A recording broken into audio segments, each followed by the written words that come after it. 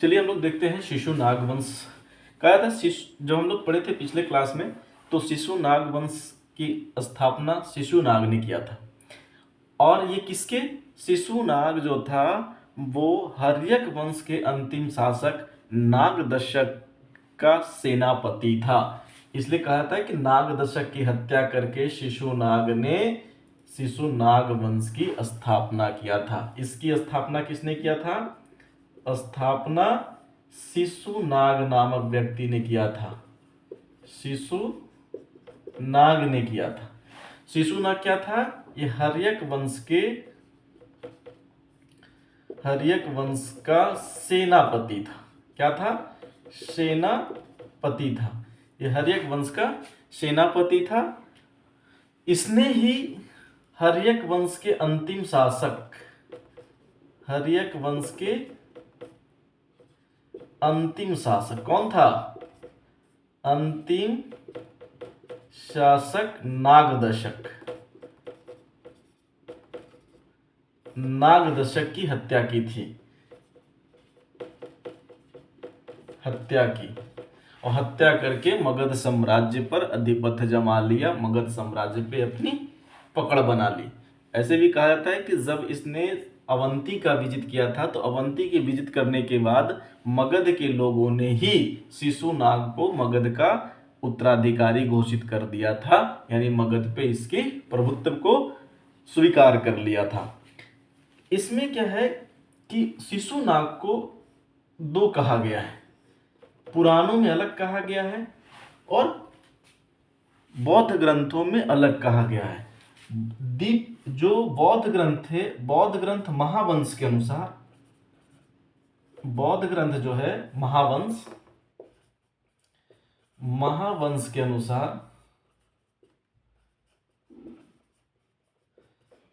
अनुसार इसे वेश्या की पत्नी से उत्पन्न संतान बताया गया है। महावंश के अनुसार ये क्या कहता है कि यह जो था, यह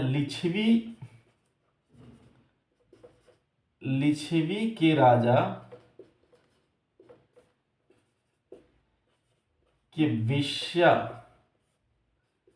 से उत्पन्न संतान बताया गया है। उत्पन्न संतान था, ठीक है ना। ये उत्पन्न संतान था किससे? लिच्छवी के राजा जो था उसके वेश्या पत्नी से उत्पन्न संतान था। लेकिन इस बात में कितना तर्क है ये तो आगे ही पता चलेगा। इसमें इस बात में बहुत ज्यादा तर्क नहीं है, क्योंकि जब उस समय वेश्या से बताया जाता तो ये होता है कि क्षत्रिय लोग इसे स्वीकार नहीं करते, यानी मगध का ये सम्राट नहीं बनता। इसलिए पुराणों में कहा गया है, पुराणों के अनुसार ये क्या था? ये क्षत्रिय था। तो ये जो तर्क है ये ज्यादा तार्किक लग रहा है। क्यों? क्योंकि उस समय वेश्या से उत्पन्न संतान को या किसी और को शासक वर्ग के रूप में स्वीकार नहीं किया जाता था। तो ये ज्यादातर है क्या कि पुराणों के अनुसार जो क्षत्रिय था इसकी तार्किक संगतता ज्यादा मिलती है, तो इसलिए ये शिशुनाग एक क्षत्रिय राजा था। लेकिन हमें दोनों चीज के बारे में चर्चा होनी चाहिए। अगर कभी कोई कह दे कि नॉलेज के अनुसार से कि शिशुनाग क्या था, क्योंकि वहां पे तार्किक संबंध होने लग जाएंगे, और जब तार्किक की बात आएगी तो आपको दोनों तर्क देना पड़ेगा। लेकिन ये ज्यादा तर्क संगत लग रहा है कि वो क्षत्रिय था। कहा जाता है कि इसने ही शिशुनाग ने अपनी राजधानी को कहाँ ले गया था? इसने राजधानी को पाटलिपुत्र से राजधानी को, जो राजधानी थी, इसने राजधानी को गिरिव्रज के बाद वैशाली बनाया। कहां ले गया? गिरिव्रज से राजधानी को वैशाली ले गया था। मगध की राजधानी कहां स्थापित किया था? वैशाली क्यों किया था? ये पहले भी हम लोग बता सकते, महावंश के अनुसार वो क्या था? लिच्छवी के राजा वेश्या की उत्पन्न संतान था। वैशाली का ही ये रहने वाला था। तो वैशाली के रहने के कारण इसने अपनी राजधानी वैशाली स्थानांतरित किया था। इसने एक योग्य शासक था, योग्य होने के नाते इन्होंने क्या किया था, अवंती पर विजय प्राप्त किया था। अवंती को विजित किया था।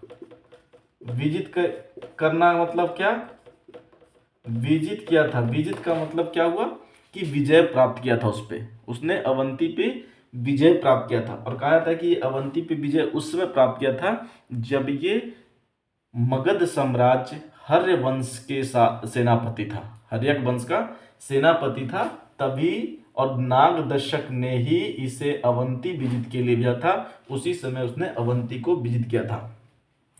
अब क्या था कि जब साम्राज्य की विस्तार की बात आती है, यानी अगर मगध का विस्तार की बात कर रहे हैं, मगध का जो विस्तार हुआ इसके शासनकाल में, वो तो सबसे पहला हुआ क्या, अवंती अवंती इसके अधीन आ गया। अवंती को क्या किया इसने, अधीन कर लिया, ठीक है ना। इसने अवंती को अपने अधीन कर लिया। अवंती के अधीन करने के साथ ही इसका जो था वत्स पे अधिकार हो गया, वत्स पर भी अधिकार हो गया। अब क्यों, क्योंकि वत्स पर अवंती का अधिकार था और जैसे ही उसने अवंती को अपने क्षेत्र में मिलाया उसके साथ ही उसे वत्स पर भी अधिकार हो गया। अब इस विजय के कारण इसकी क्या हुआ, पश्चिमी जो सीमा थी, मगध की पश्चिमी सीमा मालवा तक पहुंच गई, मालवा तक पहुंच गया था, ठीक है ना। कहां तक पहुंच गया, मालवा तक पहुंच गया। जब किसी भी राज्य का, किसी भी साम्राज्य का जब विस्तार होता है और सीमा का विस्तार होता है तो उससे फायदा होता है। क्यों, क्योंकि अब इस पे क्या होगा, आर्थिक दृष्टि अगर देखी जाए तो राजस्व की प्राप्ति होगी। जितनी अधिक सीमा होगा उतना अधिक राजस्व मिलेगा। दूसरा, जब हम मालवा की बात कर रहे हैं और भड़ौच तक जो पहुंच बनाया था, भड़ौच उस समय क्या था, एक बंदरगाह क्षेत्र था जहां से पश्चिमी देशों के साथ व्यापार होता था। तो जब वत्स का अधिकार था इस पे, तो जब उसने वत्स पे विजित किया, भड़ौच तक इसकी पहुंच बनी, तो इसका जो व्यापार का जो था, व्यापार कहाँ तक पहुंच गया, व्यापार पश्चिमी देशों के साथ होने लगा, देशों के साथ संपन्न हुआ, यानी मिला। अब क्या है कि पश्चिमी देशों के साथ इसका व्यापार शुरू हो गया था। कारण क्या थी कि जब इसने ये जो रूट थी, जो काशी होते हुए अवंती होते हुए बड़ौच के जाता था, उस पे अवंती का अधिकार था। तो जब वो अवंती को विजित किया तो उसका सीमा जो था पश्चिमी देशों के साथ व्यापार में बहुत क्या महत्वपूर्ण साबित हुआ। इसकी मृत्यु के बाद, शिशुनाग की मृत्यु के बाद इसका पुत्र, किसने, शिशुनाग की मृत्यु के बाद इसका पुत्र कालाशोक मगध का शासक बना। कौन बना, कालाशोक। कालाशोक शिशुनाग का पुत्र था। इसके शासन काल में ही द्वितीय बौद्ध संगीति हुआ था। कब हुआ था, शिशुनाग के शासन काल में, शिशुनाग वंश के शासन काल में जब कालाशोक का शासन काल आया तो कालाशोक के शासन काल में ही द्वितीय बौद्ध संगीति का आयोजन किया गया था। द्वितीय बौद्ध संगीति का आयोजन किया गया था।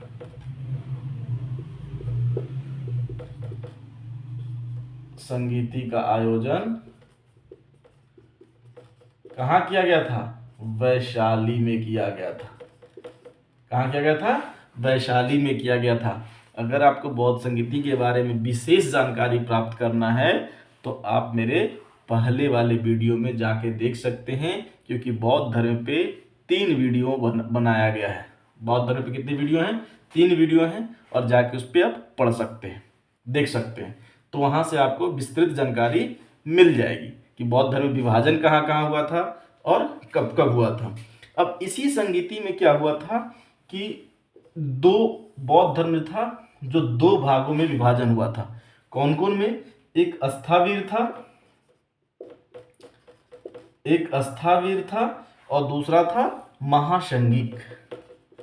महासंघिक, ये दो में विभाजित हुआ था। कौन? बौद्ध धर्म विभाजित हुआ था, क्योंकि ये जो थे अस्थावीर वाले लोग परंपरागत तरीकों के मानता था।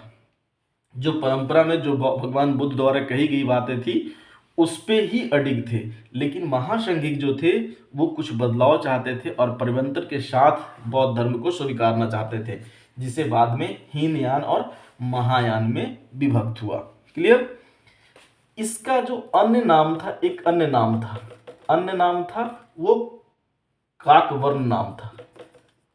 काकवर्ण नाम था, याद रखेंगे। कहीं कहीं पूछता है कि काकवर्ण किस शासक का नाम था, तो वो कालाशोक का नाम था, काकवर्ण। इसने अपनी राजधानी को क्या किया था? जब इसके पिता शिशुनाग के समय में क्या था कि राजधानी मगध की वैशाली थी, लेकिन कालाशोक ने राजधानी को पुनः पाटलिपुत्र ले आया था। कहाँ लाया था? पाटलिपुत्र में लाया। ठीक है ना? राजधानी को पुनः इसने पाटलिपुत्र ले आया। कहा जाता है कि इसकी हत्या महापद नंद ने किया था। वानवट के एक हर्षचरित, जो हर्षचरित रचना है, हर्षचरित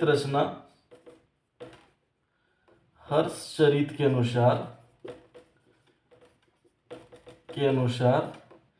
इसकी हत्या महापद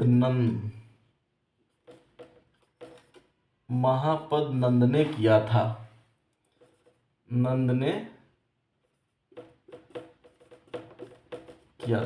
क्लियर? इसकी हत्या किसने किया? महापद नंद नामक व्यक्ति ने इसकी हत्या कर दिया था। किसकी हत्या? कालाशोक की हत्या किया था। और इस वंश का अंतिम शासक जो था, शिशुनाग वंश का अंतिम शासक था, वो कौन था? अंतिम शासक नंदीवर्धन था। अंतिम शासक नंदीवर्धन था। शिशुनाग वंश के अंतिम शासक नंदीवर्धन था। तो देखेंगे कि ये प्रश्न हमेशा पूछा जाता है, शिशुनाग वंश का अंतिम शासक कौन था, हर्यक वंश का अंतिम शासक कौन था, मगध साम्राज्य का अंतिम शासक कौन था, या फिर मौर्य साम्राज्य का अंतिम शासक कौन था। तो ये दो चार फैक्ट जो होते हैं वो हमेशा पूछा जाता है। और ये द्वितीय बौद्ध संगीति कहाँ हुआ था, ये भी एक याद रखेंगे। तो अब अंतिम शासक कौन था? नंदीवर्धन। और द्वितीय बौद्ध संगीति वैशाली में हुआ था। Thank you. अगर हमारे वीडियो को अच्छा लगा हो तो चैनल को सब्सक्राइब करें, बेल आइकन को दबाएं और हमेशा वीडियो को अपडेट पाने के लिए वीडियो को देखें। Thank you.